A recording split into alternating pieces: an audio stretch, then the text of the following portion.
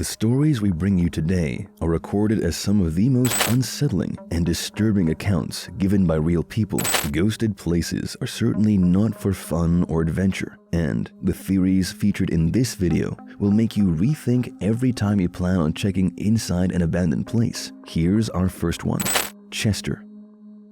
My name's Chester, and my story starts with a house in my town, which had been vacated for years. For some reason, the construction was never resumed, so the locals around had spread the rumors that the house must be haunted. I had even nicknamed it the Ghost House, and it wasn't just the only vacated house. On the same block, there were several empty houses. Of course, not all can be ghosted. Maybe it was just overgrown grass on the sides that made it unattractive to live here. One night, I was with my friends Kylie, Luca, and Jenny. We had driven to the town and got ourselves some fast food. Out of nowhere, Luca had this absurd idea of checking out this haunted home. I agreed, as it was just a few blocks from our location, and the girls were also thrilled to discover what was inside. We parked on the side as there was only one street light that was working. The rest of the street was cloaked in darkness. Even though we had felt the eeriness on the dark and abandoned street, we dared to venture into the ghost house. The front door was locked, so we tried all the windows, and luckily,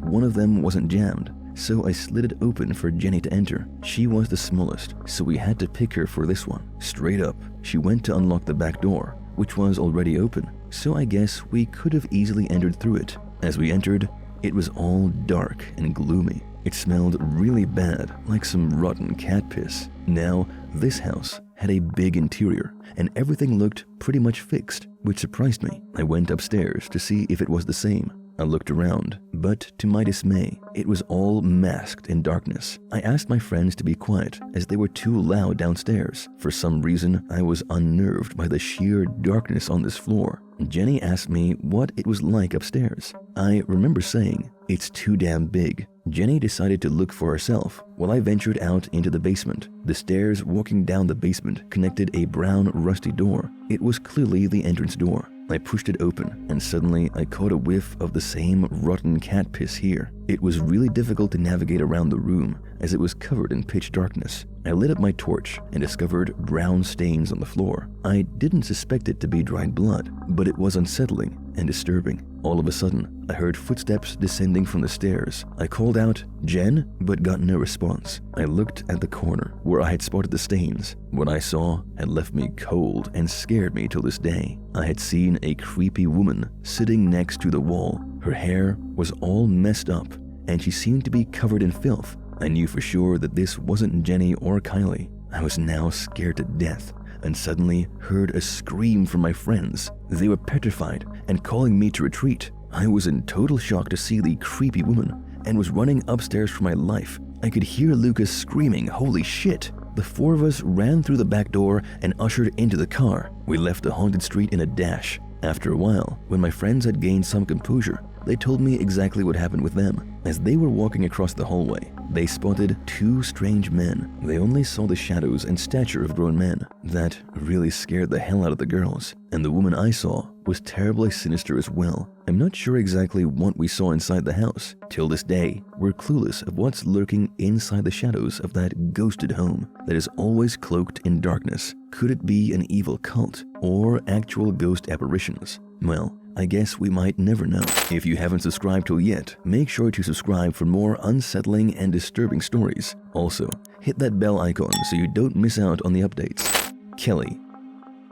I live in the most quintessential suburb. It's calm, full of bloom, and soothing in the evening, but just a bit too quiet at night. It would always be the last place where you could hear a bizarre tale or witness something creepy. But what I'm about to give you is an account that lives as that exception. I've always tried to forget about this one, but I can't erase it from my memory. It's not likely to get blurry anytime soon. It happened a few summers back. The story goes back to the time when I was at high school and my friend Shaz would hang out with me every single day. Our town had big, large houses and parks everywhere. Because of the scant amount of people living there, it gets really quiet at night. even today, so we would hang out and take long walks. This time, Shaz floated the idea of checking out an abandoned mansion that stood all alone on a silent hill in our town. Being ghosted for years, it wasn't something new to the residents. Every kid in our town had explored this mansion in the day, so the condition inside was pretty debilitating. No fixtures or furniture, just cool graffiti on every wall, so there was not much of an eerie feeling to it. But we never had anyone checking in the mansion for fun at night. What's really chilling is that the mansion was close to the local cemetery. Perhaps one reason why no one would dare going near it at night. One could easily have the view of the cemetery from the top of the mansion. So we decided to do it for ourselves. Shaz had a plan to smoke and chill on the roof and explore the mansion,